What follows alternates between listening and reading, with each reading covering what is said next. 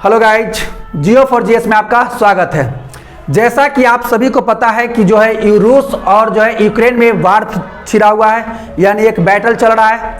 और ये बैटल देखिए, ये कहीं ना कहीं जो रूस के जो राष्ट्रपति हैं व्लादिमीर पुतिन, वो पुतिन का सपना है कि जो पहले हमारा यूएसएसआर होता था वो यूएसएसआर फिर से बने। और कहीं ना कहीं देखिए वो नाटो के खिलाफ क्यों है, क्योंकि यूक्रेन पर हमला क्यों किए। यूक्रेन वो चाहते हैं कि नाटो में आप शामिल ना हो, यानी यूक्रेन से ये वो चाहते हैं कि यूक्रेन जो है नाटो में शामिल ना हो। रूस का ऐसा मानना है कि नाटो संगठन जो भी देश नाटो में शामिल हैं वो सभी लोग जो है एंटी रसिया हैं, यानी रसिया के खिलाफ बात बोलते हैं। यानी इसीलिए वो नहीं चाहते हैं कि यूक्रेन भी जो है यानी रसिया के खिलाफ जो है कुछ बोले और नाटो में शामिल हो।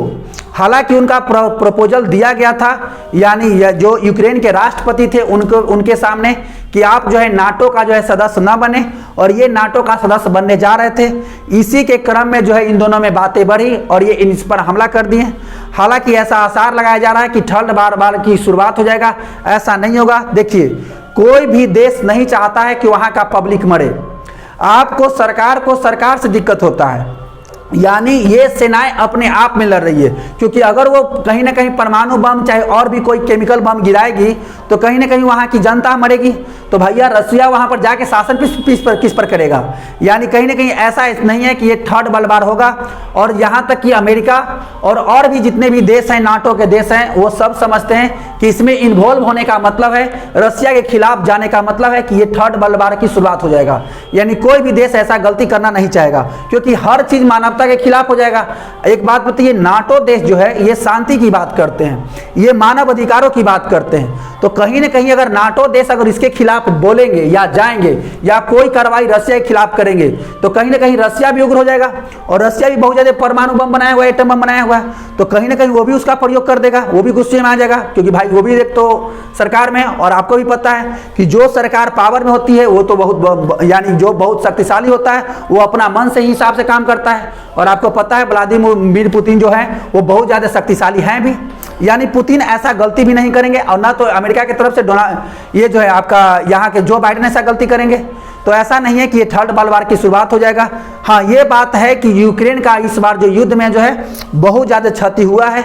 हालांकि इस बात से यह कयास लगाया जा रहा है कि यूक्रेन और रसिया के बीच कुछ न कुछ बातें पर सहमति होगी और यूक्रेन का घाटा तो हुआ। देखिए, युद्ध में घाटा किसका होता है? युद्ध में जो घाटा होता है, जिस देश में लड़ाई होगा, जिसके जमीन पर लड़ाई होगा, घाटा ज़्यादा उसका होता है। हालांकि ऐसे देखा जाए तो रसिया का भी घाटा है, फाइनेंशियली घाटा है, लेकिन अगर ऐसे देखा जाए, अगर दूसरा पक्ष में देखते हैं तो यूक्रेन को ज़्यादा घाटा है। कारण क्या है कि जितना गोला बारूद गिराया जा रहा है वो सब रसिया की ज़मीन पर गिर रहा है।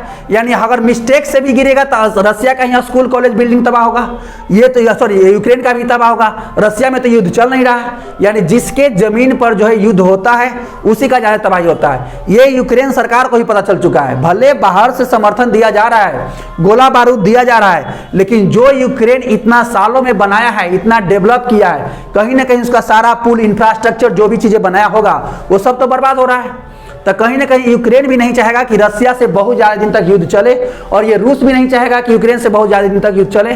वो दोनों कहीं ना कहीं एक मध्यस्थता वाला रास्ता अपनाएंगे और ये चीज़ को खत्म किया जाएगा।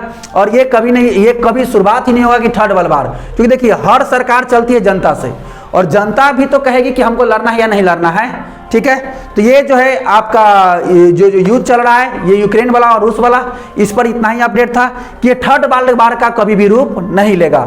यानी ये युद्ध चल रहे हैं, लेकिन केवल और केवल जो है आपका जो है वेपन्स का सप्लाई हर देश कर सकता है, ये थर्ड वर्ल्ड वार का रूप नहीं लेगा। तो चलिए आज के लिए इतना ही, बाकी नेक्स्ट वीडियो में जैसे ही कोई अपडेट आता है यूक्रेन और रसिया के बीच तो हम आपको बताते हैं। तब तक के लिए जय हिंद, जय भारत। चलिए ठीक है।